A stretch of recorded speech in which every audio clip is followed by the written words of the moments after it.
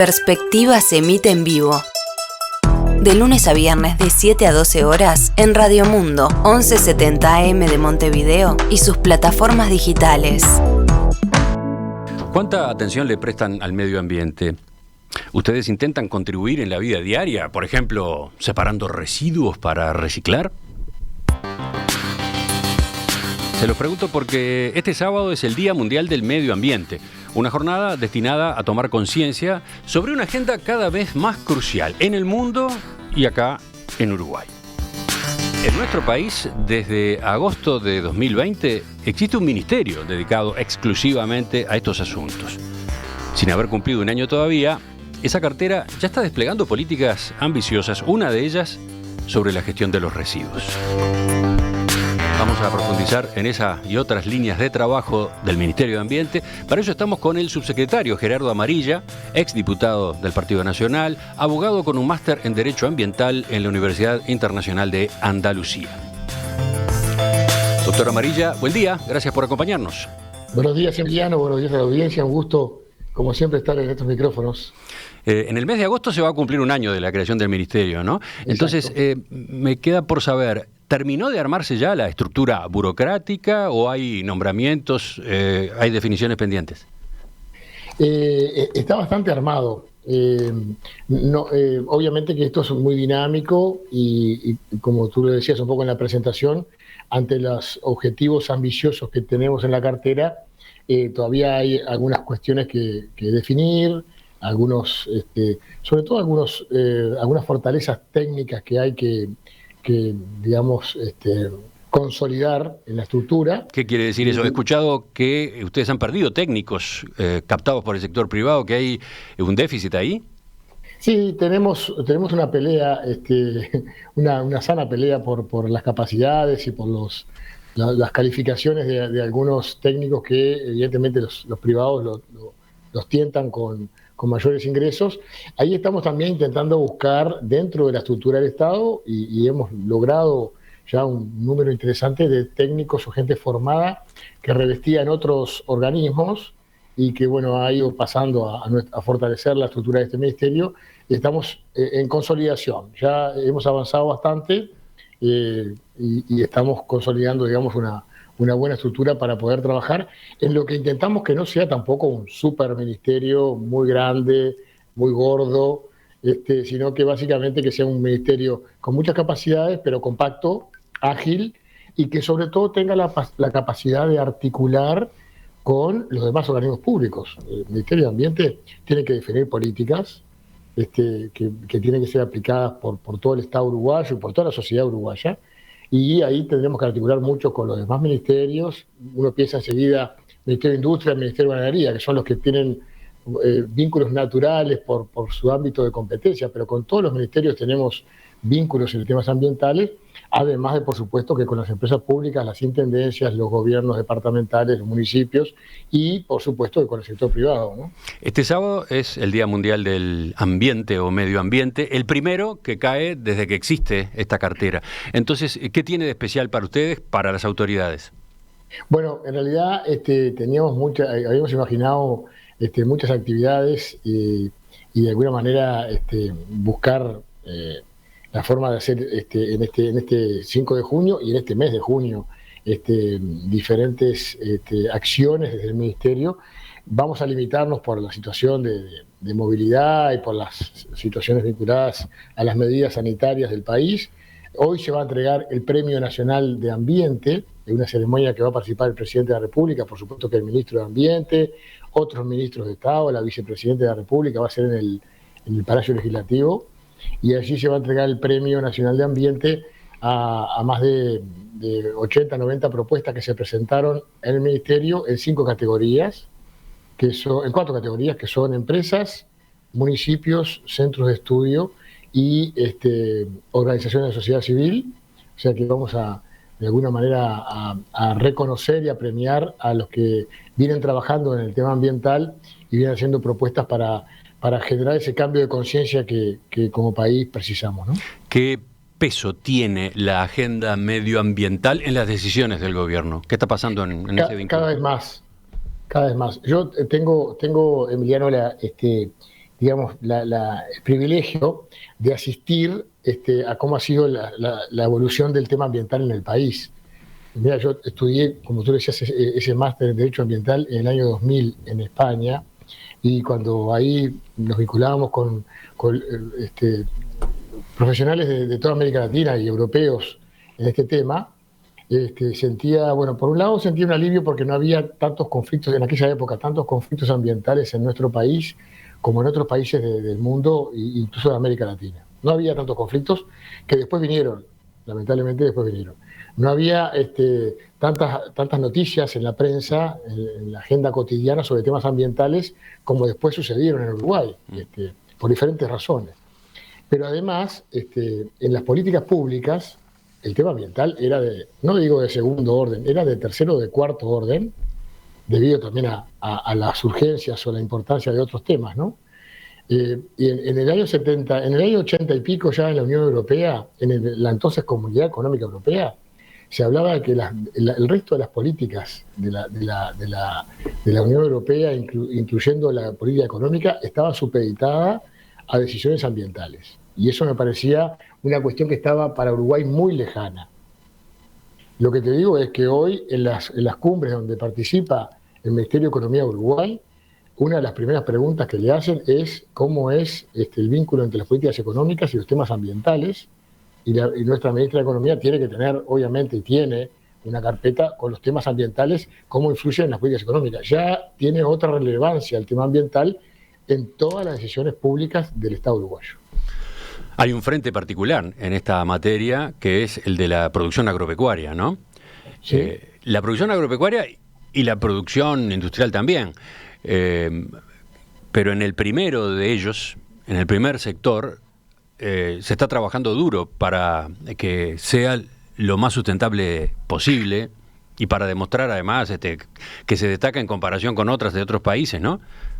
Sin duda. Y yo creo que viste que todo el mundo dice, ¿no?, que toda crisis te genera una oportunidad. Es un tema que hemos escuchado permanentemente. Y yo creo que en el tema de las exigencias que está habiendo, las observaciones y los cuestionamientos en el ámbito internacional sobre la producción de alimentos, la producción agropecuaria, el uso de los recursos naturales, que se está viendo con lupa en todos los países, Uruguay tiene un gran potencial, sin duda, de corregir cosas que se han hecho mal. Pero todas las cosas que se han hecho bien y que estamos haciendo bien, y cosas que son por naturaleza sostenibles en este país, como la ganadería, que en realidad, tenemos que decirlo, en Uruguay no se han talado bosques, no se han talado selvas para producir ganado. En Uruguay el ganado se ha reproducido y se ha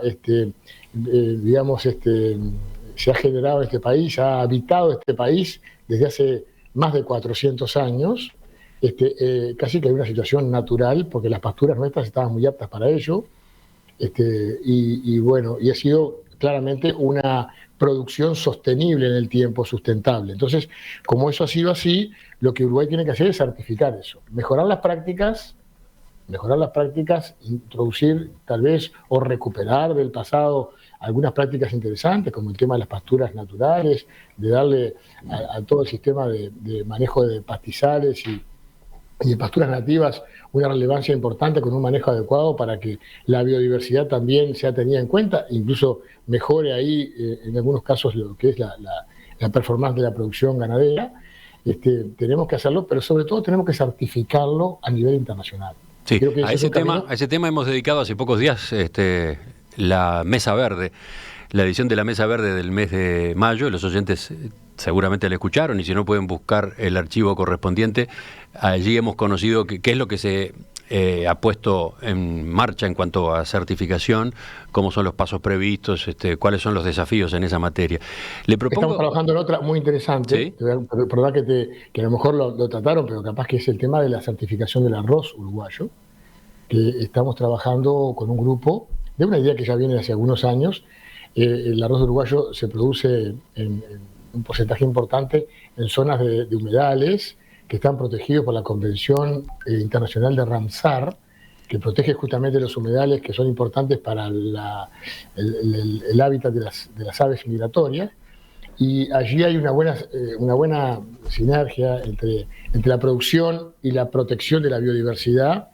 Y bueno, estamos generando un manual de prácticas, trabajando con la Asociación de Cultivadores de Arroz, con el INEA, y vamos a integrar prontamente un grupo de trabajo para certificar ese arroz, que no solamente certificar lo que se hace bien, mejorar las prácticas, pero además, tal vez con un sello de buenas prácticas ambientales, conseguir mejores mercados y mejores precios para la producción uruguaya. Desde la audiencia le preguntan a propósito del glifosato, el uso del glifosato como uno de los desafíos en el sector de la actividad agropecuaria. ¿Qué responde usted?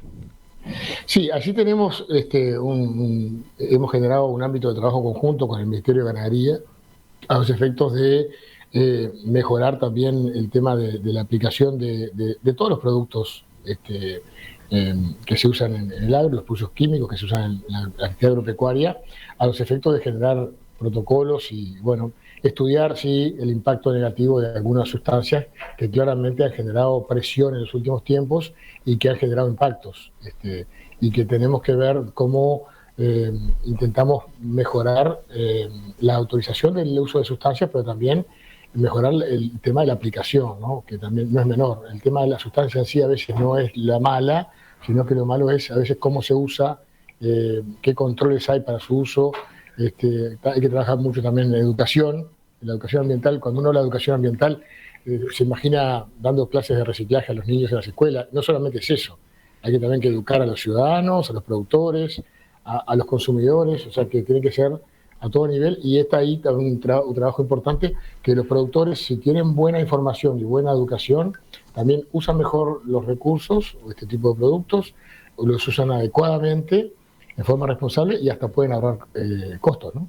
Cuando asumieron las autoridades del nuevo ministerio, dijeron que los asuntos más importantes a resolver, por lo menos en una primera instancia, eran gestión de residuos y calidad del agua. Le propongo que enseguida, después de esta pausa, vayamos justamente a esos capítulos. Este sábado es el Día Mundial del Medio Ambiente, una jornada para tomar conciencia sobre una agenda que se ha instalado cada vez con más fuerza en los últimos años en el mundo y acá en nuestro país. Justamente en el caso de Uruguay, ¿en qué planes, en qué acciones encuentra este día al nuevo ministerio, el Ministerio de Ambiente? Estamos conversando con el subsecretario Gerardo Amarilla. Doctor Amarilla, yo decía que cuando asumieron ustedes, las autoridades, plantearon que los asuntos más importantes a encarar eran gestión de residuos y calidad del agua. Veamos primero gestión de residuos.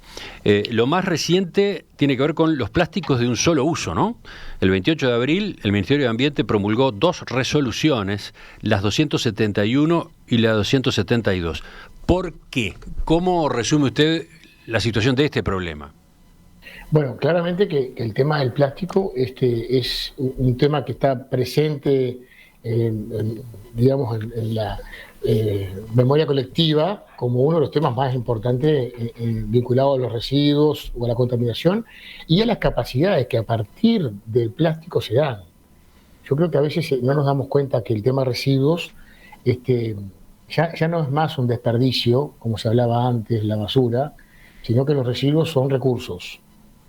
Y el plástico tal vez, si bien a mucha gente le molesta, y yo entiendo a veces que la gente se queje de que tanto plástico, pero el plástico te da algunas ventajas desde el punto de vista de la inocuidad de los alimentos, garantiza, digamos, todo lo que tiene que ver con los controles sanitarios, incluso en estos momentos, y o debería ser fácil de mantenerlo en el circuito virtual de reciclaje.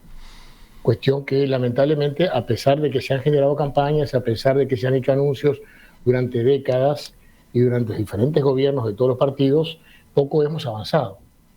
Es un tema que tenemos que claramente avanzar en forma agresiva en que el plástico de alguna manera se mantenga en ese circuito, economía circular, valga la redundancia, y que del consumo vuelva a la cadena productiva y después de la producción vaya al consumo, y que no solamente resolvamos un tema ambiental de sacar plástico de la calle, de los vertederos, de las cañadas, de los arroyos, sino que además generemos a partir de eso inversiones y fuentes de trabajo. La resolución, ¿iba a agregar algo ahí? ¿Un ejemplo decía? Sí, un ejemplo muy claro que a mí me afecta mucho y lo quiero compartir con la audiencia. En el tema solamente de las botellas de plástico, que es una parte de los residuos de plástico, nosotros importamos como país 12.000 toneladas al año, de las cuales reciclamos solamente 2.000. Igual es un porcentaje alto con respecto a los otros plásticos, pero igual es muy poco, ¿no? ¿Sabe cuánto estamos enterrando, Emiliano y audiencia? ¿Cuánto estamos enterrando de plástico de botella solamente por año? Unos $4 millones. Estamos tirando a la basura. En ese material, y si sumamos todos los otros, evidentemente que podríamos avanzar mucho. Y ahí tenemos que trabajar mucho, obviamente, con los privados, generar planes de trabajo en conjunto, ver de cómo generamos el retorno. Se ha hablado también de la posibilidad de generar algunos instrumentos, como el tema de la retornabilidad mediante una suerte de precio que después vuelva al consumidor. Hay que buscar alternativas en estos planes que se han determinado por estas resoluciones y que tenemos que ver también de ir avanzando hacia el cumplimiento de metas concretas, ¿no? Bueno, justamente vayamos a las resoluciones. La 271 establece objetivos mínimos de recuperación y valorización de envases no retornables post-consumo, buscando que caiga, que disminuya la disposición final. Concretamente, se plantea para el 31 de diciembre de 2023 alcanzar el 30% de valorización en peso global de materiales, con una valorización mínima del 20% por material. Además, se obliga a las empresas a contar con planes de gestión de residuos de envases y de envases usados. Y luego, bueno, se estipula que antes del 20 de enero de cada año, los fabricantes e importadores deberán presentar ante el Ministerio de Ambiente un informe auditado de los avances en la implementación de los objetivos de recuperación y valorización de materiales y cuál es, además, la planificación anual para incrementar los índices de recuperación y valorización de residuos de envases. La resolución esta que yo acabo de leer, en síntesis, ha sido criticada desde la Cámara de Industria. Por ejemplo, Alfredo Antía, que es el presidente de esa gremial, dijo que los planes de reciclaje que dependen de los gobiernos departamentales no funcionan y, por lo tanto, no se puede fijar objetivos de máxima como lo hace esta nueva norma sin cambiar la gobernanza actual, que claramente es un fracaso. ¿Cómo han estado discutiendo este tema? Bueno, se han generado ámbitos de diálogo, ámbitos de intercambio sobre este tema, es cierto. Hay muchos actores, también es cierto, pero aquí, como lo decíamos hoy al principio, el Ministerio de Ambiente tiene que escuchar a todos, articular con todos, pero también tiene la responsabilidad de definir rumbos y tiene que tomar determinadas decisiones con respecto a este tipo de cosas, porque en el medio de que, bueno, que hay diferentes actores y que está por un lado la industria o los actores privados y por otro lado está los gobiernos departamentales que tienen competencia en la materia y por otro lado están los consumidores, que bueno, que somos toda la sociedad en sí. Si de alguna manera no hay alguien que tome la lideranza del tema y tome definiciones, lo que puede pasar es lo que ha pasado hasta ahora. Es que hemos hablado de reciclaje durante 25 o 30 años y hemos alcanzado, no llega al 5% del reciclaje de los residuos. Claro, justamente Antía sostenía que con el sistema vigente actualmente se recupera solo 5% de los plásticos en los departamentos de Montevideo, Canelones, Rocha, Rivera y Flores. Solo 5%. Entonces, exacto. ¿Cómo se logra? ¿Cómo se hace para que el objetivo planteado en estas resoluciones sea realista? Sí, bueno, aquí también la idea fue parte de una discusión y un intercambio con el sector privado de que ellos mismos participen en la implementación. No le decimos cómo, le decimos que cada planta tiene que tener un plan para lograr esos objetivos. No le imponemos, no queremos tampoco ir por el camino de los impuestos, que se hablaba en algún momento, que se hablaba, bueno, pongamos impuestos y pongamos tasas y pongamos una carga tributaria a determinados productos o a determinados materiales, a los efectos de poder jugar con esos elementos pero sabemos que el aumento de costos siempre se traslada al consumidor y termina siendo elevar el costo de vida de la gente. Y creo que no pasa solo por ahí, tenemos que ver de qué manera podemos buscar estrategias y dejarle también al sector privado que busque, y Pero, ya hay por ejemplo, privados que han... pero por ejemplo, desde el ministerio, con las intendencias, ¿de qué manera se trabaja? ¿Cómo se impulsa? ¿Cómo se promueve que las intendencias progresen, incrementen la capacidad de reciclaje en sus respectivos ámbitos? Bien, nosotros estamos comenzando ahora un plan que tiene que ver con un piloto para 5 departamentos, donde el Ministerio de Ambiente con DERES, que es una de las cámaras empresariales para el desarrollo sostenible, que integra más de 120 empresas del país, desembarque en varios departamentos, identificando, capacitando, promoviendo, apoyando a promotores o empresas o cooperativas de recicladores o de gente que trabaje en esto de la economía circular, a los efectos de involucrar más actores en la recolección, en circuitos limpios, en circuitos verdes, en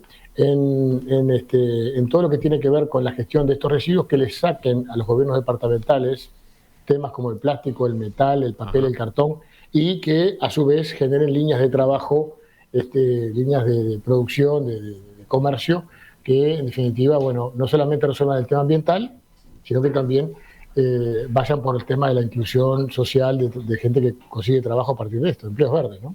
Vayamos a la otra resolución, la 272. Prohíbe a partir del 31 de enero de 2022, o sea, bastante cerca, ¿no? Principios del año que viene, la fabricación, importación, distribución, comercialización, venta y entrega a cualquier título de sorbetes plásticos de un solo uso que no integren la presentación de un producto. Es una medida que ya se tomó en varias partes del mundo, pero que acá venía retrasada. De nuevo, ¿es realista? ¿Cómo se verificará? ¿Cómo se fiscalizará? Bueno, ahí tenemos que también, yo creo que el hecho de que que esté la prohibición, la fiscalización va a ser seguramente a través de controles estrictos, fundamentalmente en el principio de la línea de comercio, ¿no? Ya sea en la importación o en la producción. Me parece que tanto los que importan como los que producen a nivel nacional, en este caso bebidas que tienen ese tipo de implemento, van a adaptar rápidamente la forma de comercialización, porque allí se les va a prohibir la utilización del mismo con multas y con sanciones que pueden llegar hasta la clausura de los emprendimientos. El Ministerio tiene capacidades, tiene potestades para hacer eso, y creo que eso va a ser fácil. Lo que se plantea, muchas veces lo hemos escuchado en las redes o en los medios, que tan significativo es esta medida para el tema ambiental. Bueno, creo que más que lo que es la significación del volumen del tamaño, de la dimensión de la medida, tiene que ver con algo simbólico, sabemos que el impacto muy negativo que tiene esto del ambiente, y que es también simbólico desde el punto de vista de un residuo claramente que es típicamente posible de sustituir, pero que además tiene un impacto muy grande para el uso que tiene, que es un momento y se tira, ¿no? Y creo que ahí tenemos que apuntar a que esto simbólico también después se traslade a otras prácticas que tenemos que cambiar como cultura de consumo, ¿no? Pero usted asegura que esto va a ocurrir, efectivamente, Va a ocurrir, el 31 sí, de enero del año que viene, que se desterrará ese tipo de sorbetes. Sí, va a ocurrir, yo creo que va a ocurrir fácilmente, y tendremos que cambiar algunos hábitos de los consumidores, pero claramente los que importan y producen este tipo de productos se van a adaptar claramente a lo que saben que es una medida ambiental muy, muy adecuada. También esa resolución, la 272, solicita a todas las oficinas públicas que elaboren un plan para no utilizar más plásticos de un solo uso. Y eso incluye vasitos para el café, cucharas, bandejas. ¿Están ya en preparación esos planes? Sí, están en preparación, y de alguna manera también ahí tiene otra significación esto, ¿no? Que muchas veces pasa en nuestro país. Le pedimos mucho al sector privado y hacemos la vista gorda con el Estado, el propio Estado. Y creo que aquí también es un tema de dar nosotros un ejemplo que empiece por casa, y que que evidentemente tengamos en cada oficina pública que sabemos que en la sociedad uruguaya impacta mucho también el volumen, lo que es el Estado, unas prácticas ambientalmente sostenibles en materia del consumo de este tipo de materiales que tienen mucho impacto ambiental después a la hora de la gestión de residuos y del manejo del mismo, ¿no? La resolución 272 tiene otros puntos, por ejemplo, la creación de un sello que va a identificar a los productos hechos con material reciclado. Concretamente, ¿cuándo? ¿Cómo?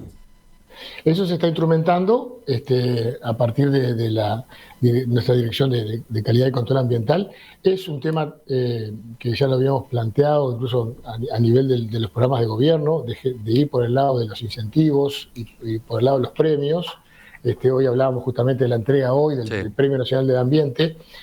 Bueno, este caso también es lo mismo, es de una manera de certificar con un sello y premiar aquellos productos, aquellas sustancias, aquellos elementos que se han generado a partir de prácticas y de procedimientos ambientalmente sostenibles y amigables con el ambiente, ¿no? Sí, en este caso no es un premio, es como un destaque, ¿no? Que va a estar a disposición del consumidor.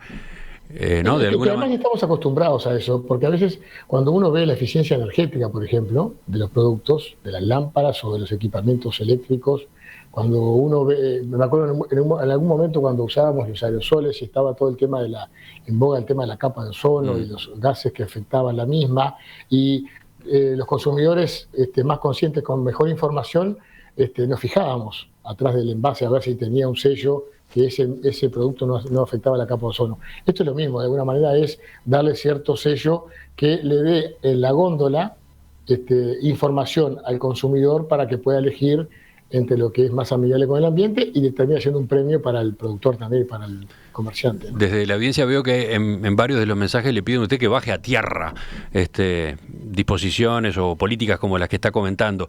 En este caso, de vuelta, de los sellos identificatorios, ¿cuándo? ¿De qué fechas estamos hablando?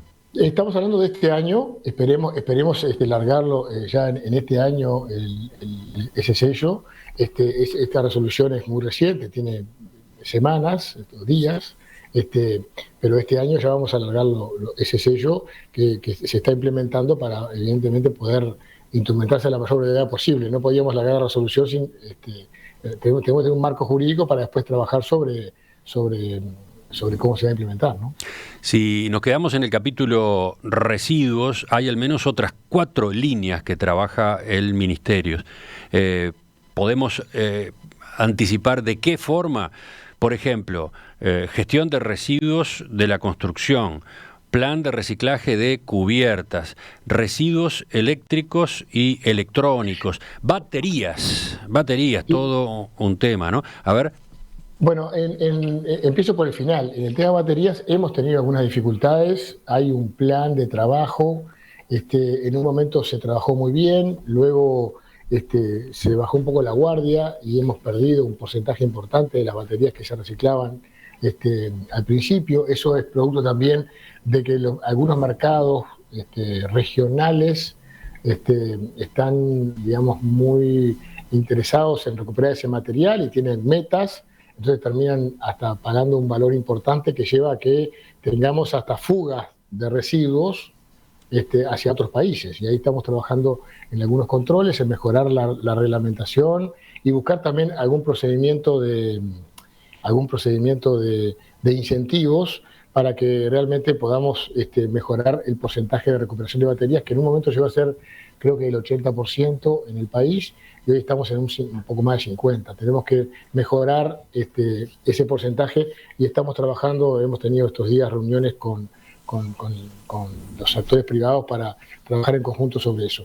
En el tema de los residuos electroelectrónicos, que esto también es una estrategia mundial, y allí tenemos un recurso muy importante. En algunos países como Japón se habla ya de la minería urbana, porque a partir de estos residuos hay mucha gente que trabaja en la recuperación de minerales y de metales de alta calidad, de alto valor, que están en esos residuos. Sí. Se entiende el objetivo. El problema muchas veces es en qué condiciones trabajan esas personas, ¿no? Sí, por supuesto. Vamos a ver cómo implementamos. Bueno, estamos preparando una reglamentación que esperemos también salga en este año, estamos bastante avanzados. Hay alguna estrategia interesante, me han comentado de la Universidad de Montevideo, viene trabajando incluso con un programa de inserción laboral de reclusos o de reclusas vinculado a este tema. Nos han comentado el tema, no hemos profundizado, pero me parece que son algunas líneas de trabajo interesantes que hay que buscar cómo se implementan estos tipos de programas piloto y después se generalizan en toda la sociedad. Eso en cuanto a los residuos electroelectrónicos. En el tema de neumáticos se viene trabajando muy bien. Hemos también generado aquí, y a partir de reglamentaciones que vienen del periodo anterior y que también tenemos que mejorar, pero que hay un avance muy importante en lo que es el reciclaje y la reutilización de los neumáticos. Antes había, digamos, grandes montañas de neumáticos, muchas veces asociadas a los vertederos de los diferentes departamentos de las intendencias, y hoy prácticamente ya no existen. Estamos logrando... ¿Usted dice que no existen esas montañas de neumáticos? Ya se han reducido en gran cantidad, sí, y hay muchas empresas apetitosas de consumirlas, porque se ha vuelto un tema de rentabilidad para darle diferentes usos, tanto en usos de rutas como en generación de combustible para el sector industrial, y hemos avanzado muchísimo en eso, sí.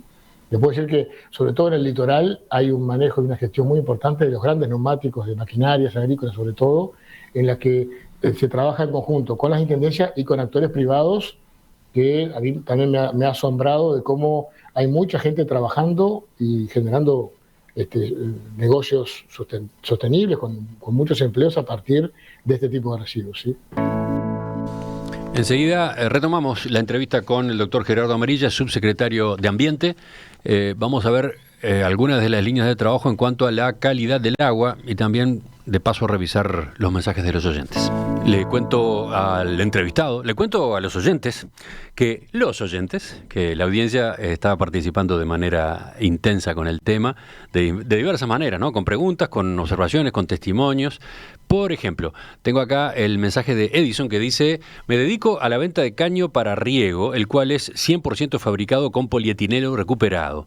Por eso apostamos a todo tipo de medidas que involucren el reciclado. Acá hay un ejemplo, ¿no? Un ejemplo de aprovechamiento, un ejemplo de que los residuos, este tipo de residuos tienen un valor y tiene sentido recuperarlos, ¿no?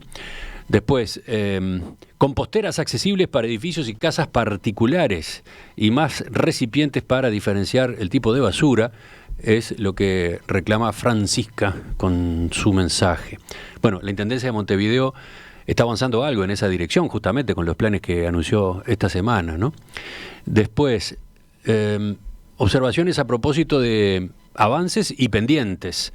Germán dice que en los supermercados se controló finalmente el abuso de las bolsas. Sin embargo, en roticería y fiambres sigue sobreempacándose los alimentos. Por ejemplo, si uno compra una milanesa de pescado y una de pollo, le darán 2 bandejas de plástico más envoltorio de film. Y no hay opción. Aunque uno pida que pongan todos los productos en la misma bandeja, no lo hacen. Eso debería cambiar a envase único primero y luego con un descuento, aunque fuera mínimo, si el consumidor proporcionara el envase, si el cliente llevara el envase. No sé si de esos mensajes que yo leía recién, doctor Amarilla, ¿usted quiere agregar algo? Sí, le iba a comentar justamente sobre el tema del chico que hacía caños con material reciclado. Hay que reconocer también una gran gestión que se ha hecho por determinados programas como Campo Limpio, que reciclan todo lo que tiene que ver con los residuos de la actividad agropecuaria, los envases plásticos, los productos sanitarios, que a partir de esos y a partir de los caños de riego, a partir del nylon de los hilos, se han generado grandes experiencias de trabajo de reciclaje. Yo quiero reconocer acá a una actividad que se genera en el departamento de Flores, en la ciudad de Trinidad, con la Sociedad Fomento Rural de Flores, que participa en un predio de la Intendencia en todo lo que tiene que ver con la recuperación de este tipo de materiales y su de producción de bolsas nuevas o de otro tipo de pellets de plástico que después se utilizan en diferentes industrias a partir de esa materia prima. Creo que son elementos a reconocer, a promover y apoyar en todo sentido, porque justamente es lo que tiene que ver con la economía circular, ¿no? Vayamos al otro capítulo definido como prioritario en este ministerio, el agua, la calidad del agua. Y lo tomo por dos lados. El Ministerio de Ambiente tuvo que ver en la decisión que tomó OCE en febrero para avanzar hacia la construcción de una planta potabilizadora que tome agua del Río de la Plata en la zona de Arasatí, en la frontera entre los departamentos de Colonia y San José, para darle respaldo al abastecimiento de agua potable en Montevideo y en la zona metropolitana. La inversión, según se informó, rondaría los $200 millones. Se parte de una iniciativa privada que presentó una empresa, el gobierno la evaluó, la aceptó y ahora hay que ir al llamado a licitación. ¿Ese proceso cómo sigue? Está avanzando, creo que muy positivamente. Hemos trabajado junto con OCE, con la OPP también. Evidentemente que allí hay una serie de condiciones o de precisiones sobre algunos aspectos de la iniciativa que tienen que ver también cómo va a ser la financiación de la misma y el repago, pero bueno, ahí estamos trabajando para tener justamente todos los elementos y en pocas semanas seguramente tendremos noticias respecto a lo que va a ser ya el comienzo de trabajo de los pliegos y el llamado para esa alternativa, que le da a Montevideo y al área metropolitana, casi la mitad de la población del país, uno de los temas que creo que fue un motivo de justificación de la creación de este ministerio, que tiene que ver con la garantía de provisión de calidad y cantidad de agua suficiente, potable para el área metropolitana de Montevideo, que era un tema que estaba desde el lejano 2012, 2013, cuando apareció en nuestras canillas de Montevideo. ¿Se acuerdan aquellas floraciones? Estaba un poco siempre en duda de cuánto tiempo aguantaba más la provisión de una única fuente, que es el río Santa Lucía, ¿no? Sí, la noticia fue una sorpresa para muchos cuando se conoció, porque en principio los planes de OCE apuntaban a otra solución, ¿no? Con una represa alternativa en Casupá. Sí. Ahora incluso se llega a pensar en la posibilidad de que se hagan las dos obras, ¿no? Sí, yo creo que sería lo ideal sería tal vez que estuviéramos las dos fuentes, un refuerzo a la capacidad de agua de la cuenca de Santa Lucía, pero me parece muy inteligente y estratégicamente muy sabio definir también una fuente alternativa de agua, que tengamos, digamos, y cuidemos y preservemos y mejoremos la calidad del agua de Santa Lucía y tengamos un aprovisionamiento de cantidad también importante en esa cuenca, pero una fuente alternativa como buscar también la posibilidad de no solamente quedar dependientes de lo que pasó en Santa Lucía, que ante una situación de emergencia como la tuvimos la otra vez, quedamos con un problema serio de abastecimiento en toda el área metropolitana, ¿no? Ahora, más allá del visto bueno que en principio recibió este proyecto cuando se divulgó, al poco tiempo aparecieron las objeciones. Y objeciones de tipo ambiental, justamente, ¿no? Veía declaraciones que hizo Luis Obriot, doctor en biología, investigador del Instituto de Ecología y Ciencias Ambientales de la Facultad de Ciencias de la Universidad de la República. Fue una nota en La Diaria el 20 de marzo. Él señalaba que esa zona de la que se va a tomar agua, en el Río de la Plata, en Arasatí, tiene dificultades por cianobacterias. Dice, si bien Buenos Aires y Colonia han utilizado el Río de la Plata como fuente, fue en momentos en los que el agua tenía otras características y porque no se contaba con alternativas.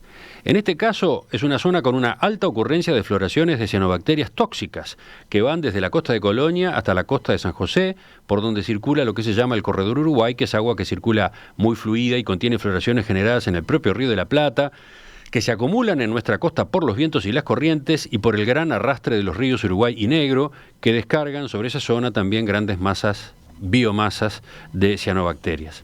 Asumiendo que la toma de agua va a ser relativamente costera, es seguro que va a tener una importante afluencia de cianobacterias, a las que en todo caso habría que realizarles un tratamiento especial con descontaminación y chequeos sobre si existe o no toxicidad final en el agua tratada.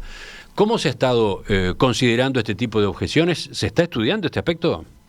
Sí, por supuesto. El tema de cianobacterias lo estamos estudiando además y monitoreando, porque ahí no se generan ahí, como dice también la última parte del informe, ahí en todo caso vienen de otros lugares de aguas estancadas donde se generan cianobacterias. Claro, pero lo que dice Obriot es, una cosa es que uno tenga una planta funcionando en un lugar y aparezca después un fenómeno de cianobacterias, y otra es que directamente se planifique en un sitio donde se sabe que hay problemas.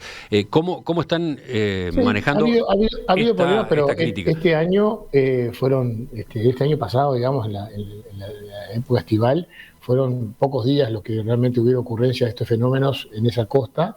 El Ministerio estaba monitoreando ese tema de las cianobacterias.